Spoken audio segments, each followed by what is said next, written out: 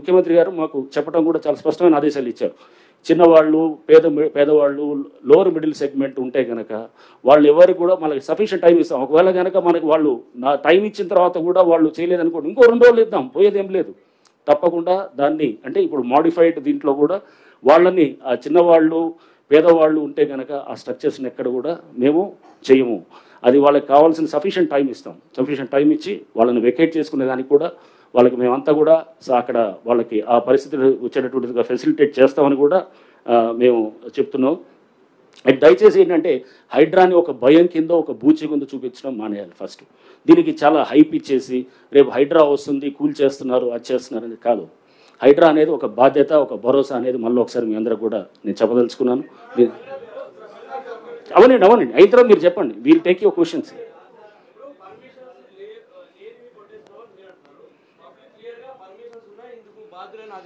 నేను అదే కదా మీకు చెప్పేది.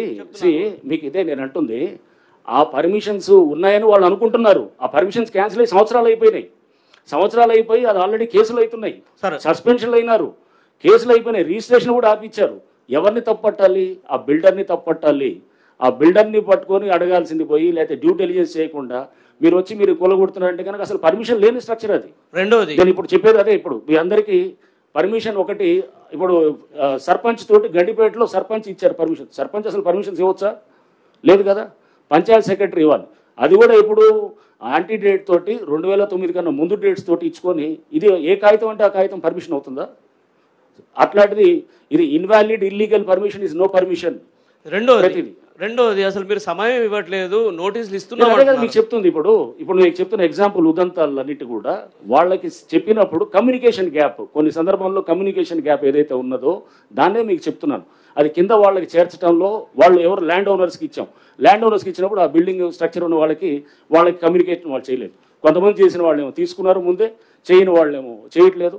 అండ్ ఎట్లానే ఇది అంటే నేను అనేది ఈ గ్యాప్ దాన్ని ఉంటుందని ఇంకా ముందు కూడా, ఎందుకంటే పేదవాళ్ళకి లేకపోతే దిగువ మధ్య తరగతి వాళ్ళకి ఇబ్బంది చేయాలనేది హైడ్రా కానీ ప్రభుత్వం యొక్క అభిమతం కాదు, ఆలోచన కాదు.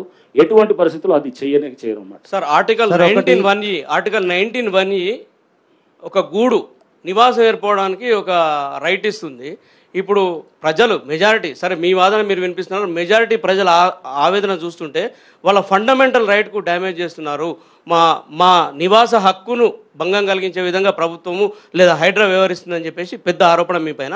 జ్యూరిస్డిక్షన్ దాటి కూడా మీరు వెళ్తున్నారనేది కూడా ఇంకో ఆరోపణ. జ్యూరిస్డిక్షన్ అన్ని కూడా క్లియర్గా మొన్న చూశాను. ఎక్కడో హైడ్రా ఏది ఇబ్రహీంపట్నంకి వెళ్ళింది అని చెప్పేసి పేపర్లో చూశాను. హైడ్రా ఏది ఔటర్ దాటిన తర్వాత కూడా కొన్ని areas Ibrahimpatnam municipality clearly under the jurisdiction of HYDRAA. ఆ మ్యాప్ ఉంది, మీరు చూస్తే కనుక అది ఇది. అండ్ రైట్ టు నేను అనేది వాళ్ళు ఉంటున్నారు అనేది అంటే కనుక ప్రతి వాళ్ళకి వర్తిస్తుంది. ఇప్పుడు నేను వెళ్ళి చెరువులో కట్టుకుంటే కనుక అది నా రైటు ఇదా అంటే నా వల్ల వేల మంది నష్టపోతున్నారు. సుప్రీంకోర్టు చాలా స్పష్టమైన ఇది చెప్పింది, రైట్ టు క్లీన్ ఎన్వైరన్మెంట్ అనేది it is part of article 21. So అనేది చాలా స్పష్టంగా ఉంది.